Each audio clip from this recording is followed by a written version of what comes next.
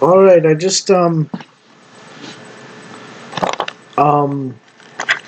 so I've made an allegiance to being right wing basically,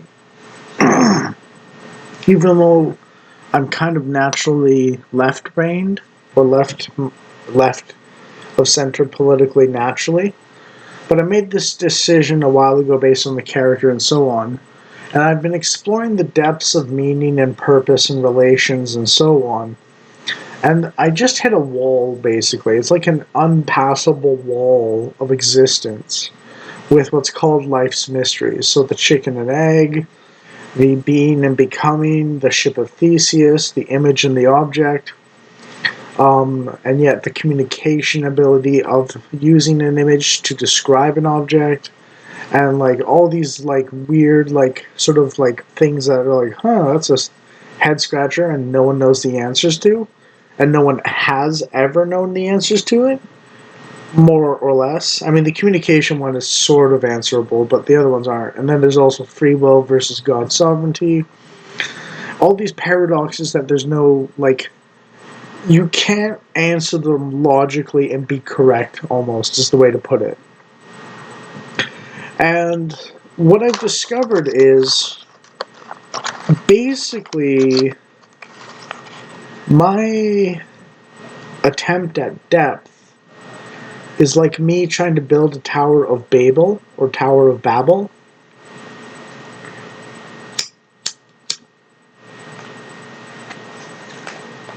And I guess I've hit something that all the deep philosophers get to, which is these life's mysteries. And basically, to describe it succinctly or specifically, it's like you're in a closed system for yourself, but the infinite beyond exists and can impact the closed system according to you. So it's not close to the infinite. It's within the infinite, and the infinite definitely exists and can affect the closed system. But the system is a closed system according to your perceptions. And what this means essentially is that no matter how clever you are, or no matter how wise you are, or no matter what system you use and how good it is, entropy will exist in regards to your formulations.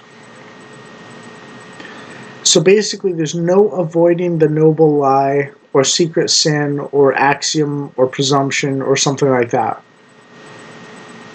You just have to kind of like you just have to throw dirt blindfolded on life's mysteries to some extent. Maybe not entirely, but so sort of, or somewhat. And culture, with its contextual emergent properties and accidents of history and so on, is more important than ideology. Or it's at least better for people than ideology. So like all the little things that like you can't put together in a coherent logical framework properly, that are just part of your people. Which explains also why we need nations, not one world government.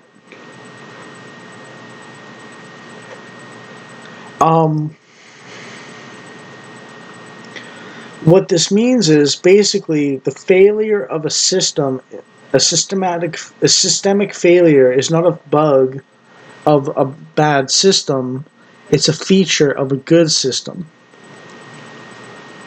Even a good system. And if it's a bad system, then the systemic failure occurs faster. It's almost like trying to learn quantum physics when you just mastered 2 sticks in a rock to make fire. You know what I mean? It's like that level of like insurmountability, and so on.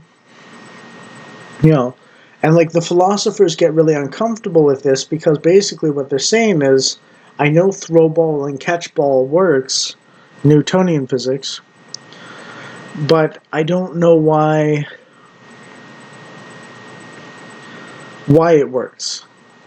You know, and that is a gnawing fear that the system is not stable in their experience. Some people choose to falsify their beliefs and so on when confronted with this stark reality, but I'm not going to.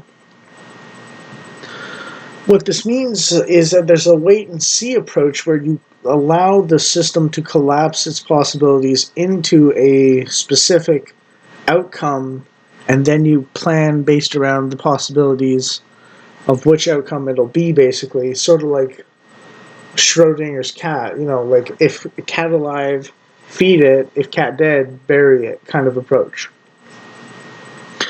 And you can't do that forever and ever either. So it's like the entropy thing, basically. Which is why adaptation is so important in the process. And what this means is the conservatives and the right-wingers are teleologically correct about their worldview, where the left isn't. And the left, being rather dumb people somewhat, are like 2 out of 10 steps deep into the mysteries of the universe. And they're doing ontological triage, just like cutting off who I care about, basically, at a 2 out of 10 step down into the depths of meaning kind of thing. So they do it poorly, basically. They're like 1/5 of the way to understanding the deep realities of the universe, and they think they know it all, or at least are more smart than everyone else. So they're like, oh, I'm better than everyone else, and I don't care about these people, so no one should. It's kind of like the arrogant attitude of the left. But the right is like 10 out of 10 steps deep into the mysteries of the universe and life's mysteries. And they do ontological triage rather well, because they recognize that it's a contextual, cultural, specific accident of history kind of general thing. And they're deeper and wiser because they know they've hit the limits of human understanding. And the left doesn't realize it, that they haven't. And that's why the left always thinks that there's something extra to perfect, and they don't care about the real consequences, because they haven't hit the limits of understanding, because they're rather dumb. Whereas the right has hit the limits of human understanding for all humans, more or less, at least in their structure. So the right is more structurally sound than the left is.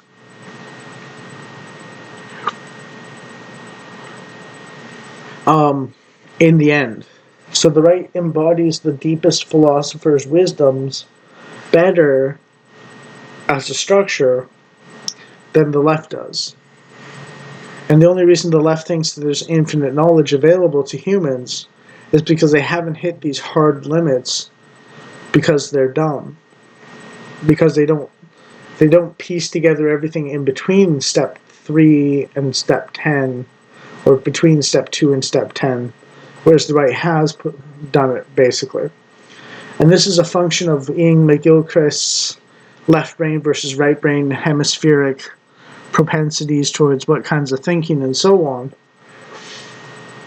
and why the left brain on its own becomes insane, and the right brain on its own just sort of manages to do things fairly decently.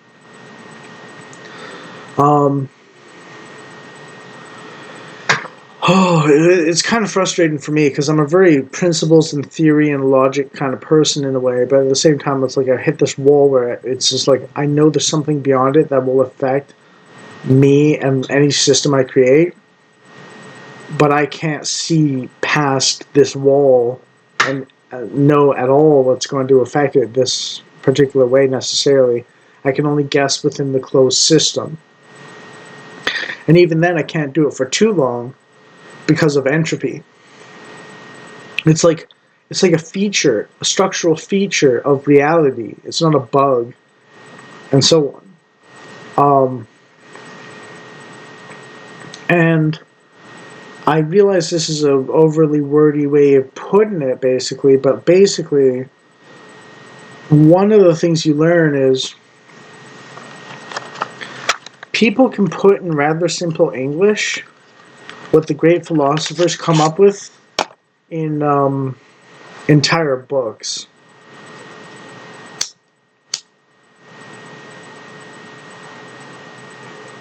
it's considered a mark of a wise mind to be able to speak to a fifth grader on a topic that other people have to be interpreted by university professors to understand, on the same topic and the same thing, and just describe it to a fifth grader so they can understand, when other people are having to describe it to university professors before they're understood. And there's a certain yeah. So basically, what this means is there's always going to be a secret sin or noble lie at the bottom of every foundation or moral order of society or the global order in existence. Basically, it's a feature, not a bug, of reality. There is no piercing down further and getting to the bottom of it, and so on.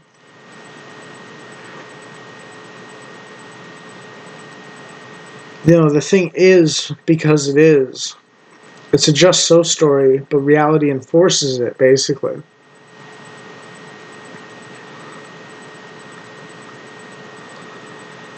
So, yeah. And you just have to take it on faith that it's some. And basically, what happens is when you're confronted with these things like the image and the object, or the ship of Theseus, or being and becoming, or free will versus God's sovereignty, and so on, you can't plan. There's three ways to approach it. One is free will is more important than God's sovereignty. God's sovereignty is more important than free will, or free will and God's sovereignty cooperate on some level. Those are the three options for that one particular. And ship of Theseus, you are being and you are becoming at the same time. And the image relates to the object, but is not the object. But if you show an image, then someone can recognize the object if they see it, and so on. So the subjective knowledge framework isn't just subjective. There's an objective reality with a subjective experience, but you can also, as part of objective reality, relate your subjective experience to another subjective individual, and it will actually translate in a way that resonates, and then the other person is ready for the objective experience more so. So it's not just like a brain in a jar. It's not solipsism, but it's not like there's going to be a totally united truth of be all end all, one with the universe either.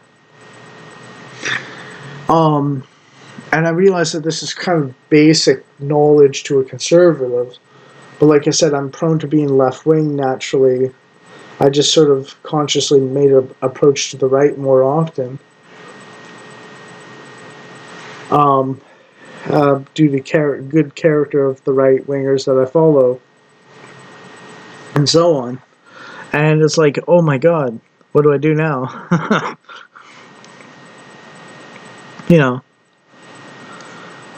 I've done. But you see the problem of acting on things you don't know about for sure, right? You can see how this is a problem. And the thing is, what it means is there's no ultimate argument that you have access to for why you're right completely. You can be mostly right in terms of the limits of human knowledge, but you can't be totally right, and there is no continually escalating growth into the knowledge of good and evil and so on, and exactitudes and so on, without kind of collapsing into the particulars and contexts of the specifics of day-to-day life, and you have to rely on presumptions or axioms to get to certain worldviews. And when you realize that, then it becomes a matter of what's the effect on people And you can go deep on it, but you can't go ultimate depth.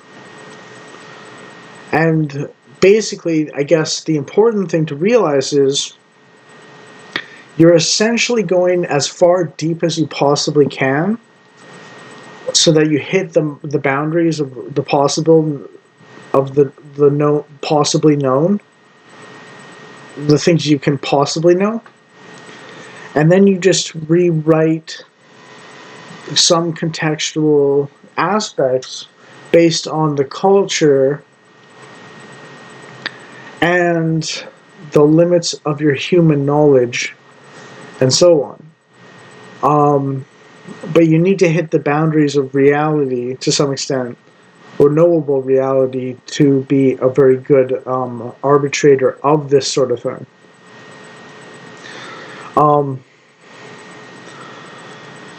But there is no ultimate justification for it on the experiential level. It's like, you know what I mean? Like, there's no, like, you can pierce deeper and find the actual answer to that infinitely, kind of, you can't do that.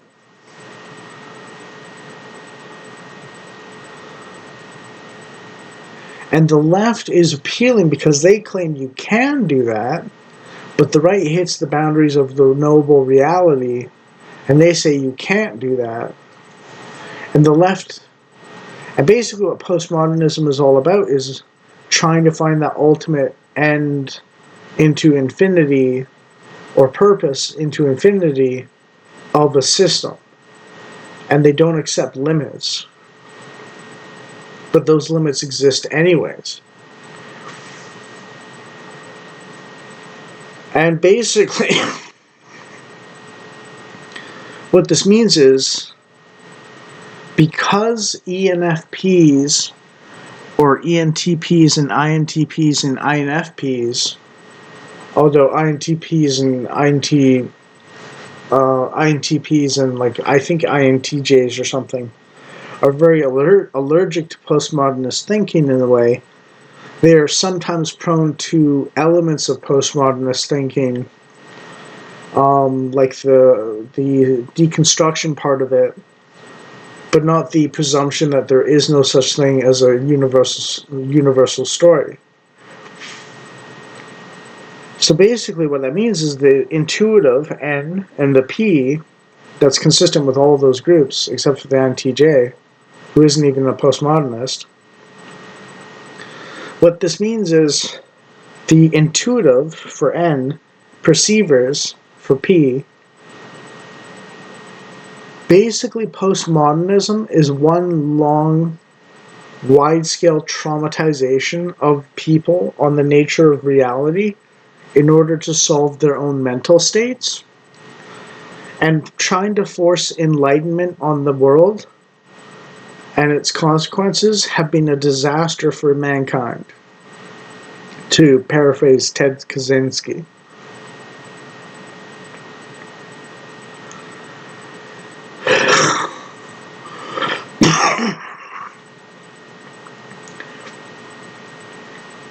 So it literally is like we can actually run into the limits of human knowledge in this world. And the only possible way that we can ever get beyond those limits is when we die. Now, I'm not suggesting that one tries to transcend the boundaries of the physical, particularly as soon as possible.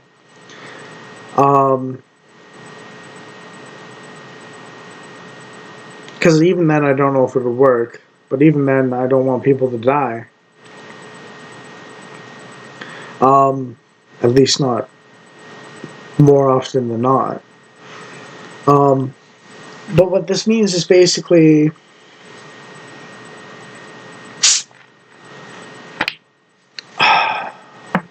the futility of trying to build a totally unified system.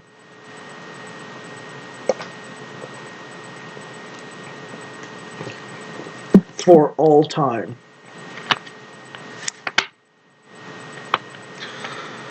What this means is that the cultural artifacts not the ideological artifacts,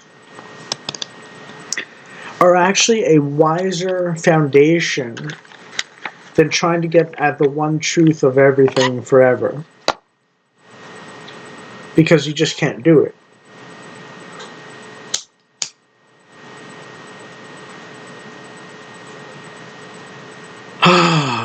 And I'm saying this as someone that was trying to get at the one truth of everything forever as hard as I possibly could.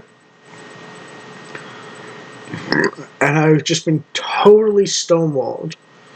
I mean, when people were saying, like, it's turtles all the way down for what supports Discworld from Terry Pratchett, or, like, the answers to life, the universe, and everything is 42, or, like, you play a game of why, you know, when a little kid is asking their parent why every answer they get, kind of what Socrates did.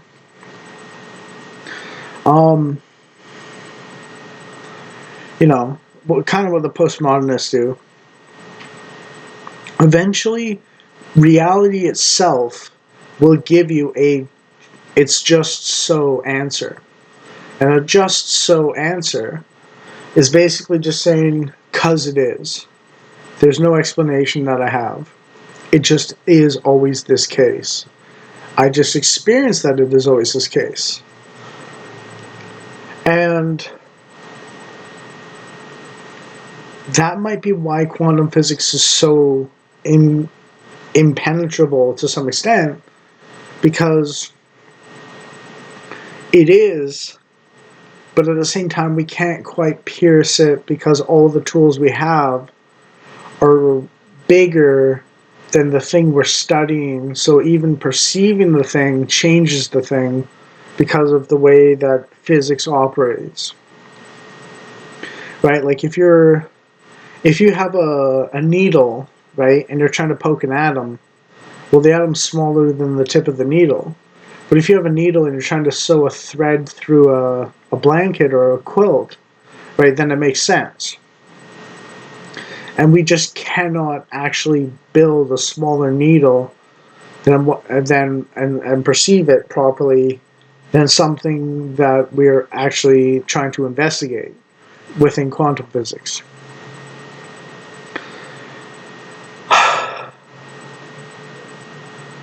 It's like a hard limit on reality's understanding, on understanding reality.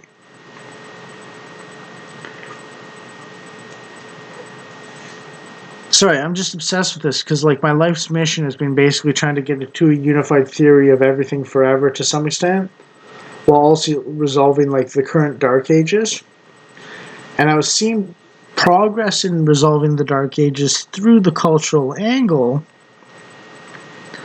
but the total unified system theory of everything and explaining down to the lowest layers why something is the way it is and how it's legitimate has just, like, I've just ran face first into a brick wall at sprint speed. I've sprinted face first into a brick wall of hard limits of knowing reality. So for me personally, it's like devastating in a sense. On the flip side, this means that other people's methods are actually validated. And what it means is the right is teleologically correct and ontologically correct about the nature of reality, proven by reality's entire structure as far as we can see it, and the fact that we can't see infinitely. And I realize that that sounds kind of weird. It's like limited beings cannot become God. The problem of being limited in an infinite universe. But you would have thought, like, there wouldn't be these universal dead ends of thought. But they are. They're universal. They're life's mysteries. And basically, all philosophy is running into one of life's mysteries and going, blindfolding yourself and throwing a dart at the board and saying, okay, that's stuck. We'll just go with that and frame everything based on that particular axiom. And there's a collection of potential axioms one has, and it's like, holy shit. And it's literally like culture is the context for how you go from life's mysteries to a proper political, social, cultural system. The accidents of history and the particulars of your people for continuity and continuance and continuing your existence are validated teleologically as far as we know, as far as we can possibly know. And this is the argument against one world government and the argument against communism and planned socialism and so on and so on, and why it doesn't work. And why the people with God complexes who try to find the ultimate answer to everything, which I admit I've been trying to do myself while trying not to have a God complex too, are so insane, basically.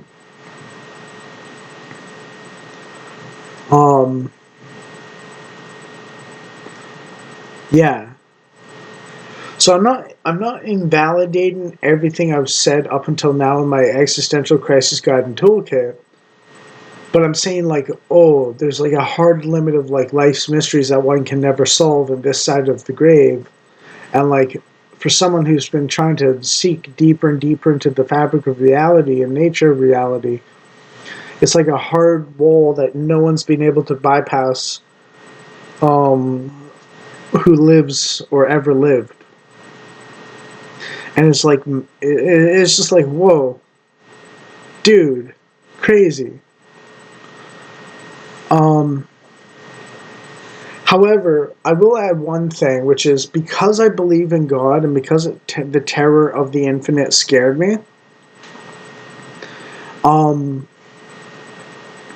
because I'm a natural perfectionist, I used to be afraid that I wasn't digging hard enough on understanding reality to like have the right opinions and so on.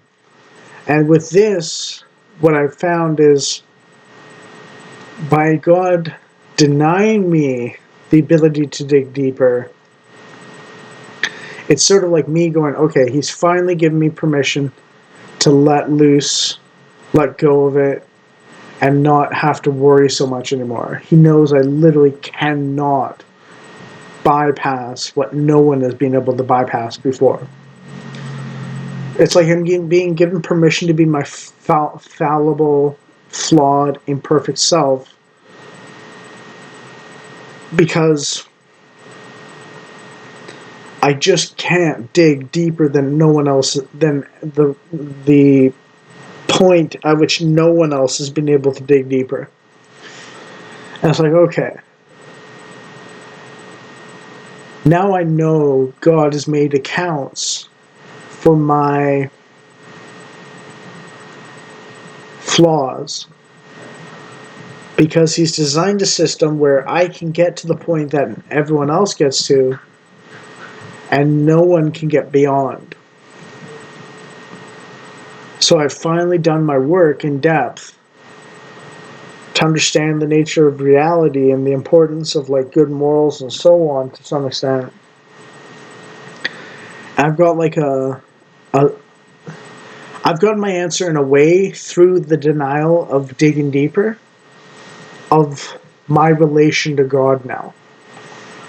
I actually feel more secure and content with my limitations because I figure everyone shares at least that level of limitation with life's mysteries.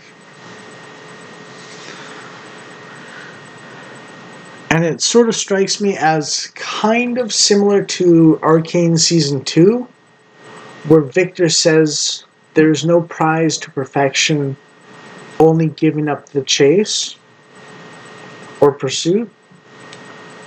of perfection. And it's like, okay, fair enough. Now, like I said earlier before, the infinite means that no matter how big you get, there's always going to be something more. So, I'm not worried about this closed system completely collapsing into total entropy,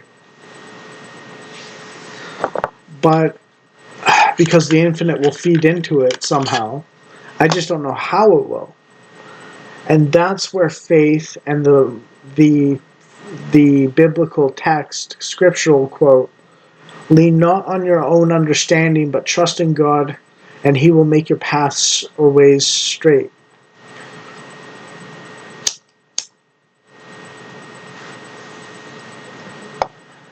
So yeah,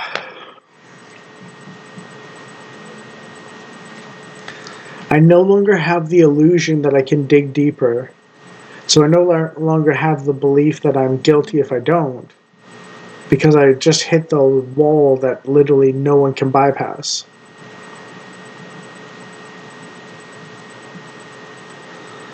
So yeah. And what this means also is that for the right, structural failings are a feature, not a bug, in part of being limited in the infinite. And it's universal for all humans. So then the only question is literally which is better overall for humans at the moment. And that's really what it comes down to. And then I mentioned homeostatic equilibrium, but it's actually dynamic equilibrium that I'm talking about, where there's like a up and down bobbing like an ocean wave of like well-being and population and so on. Um, um, then it's a question of that sort of thing too. And the only question then is which version understands its relation to the limits of human knowledge better, and therefore ontologically triages, which means cut off certain people for the sake of the rest of the community. Which one triages more finesse? Which has more finesse? Which finesses the triage better than the other? And basically what it means is literally that communism and socialism are just fundamentally like nature reality completely on every level, doomed to failure completely. And the quest for perfection under socialism is a totally losing gambit no matter how far you dig to understand the world. And the right's position that we live in a fallen world, basically, where you guard against corruption and you have competition, is actually fundamentally truthful. Like the right and the conservatives are fundamentally truthful. The left and the socialists are fundamentally irrational, delusional, hallucinating, stupid.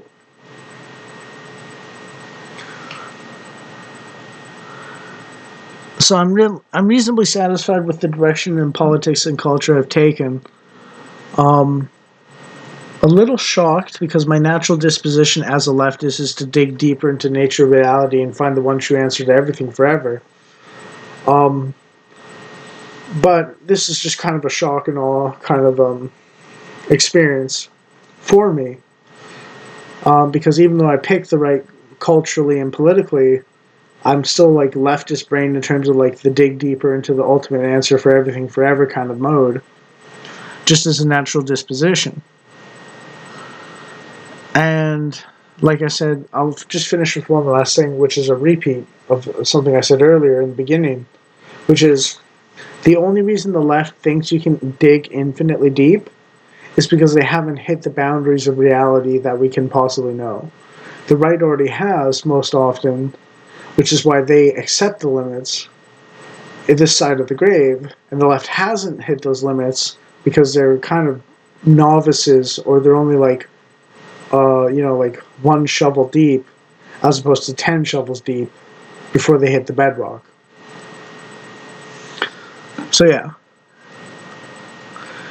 And I'm glad I picked the right horse politically and culturally. Anyways, that's enough for today. Thanks for watching.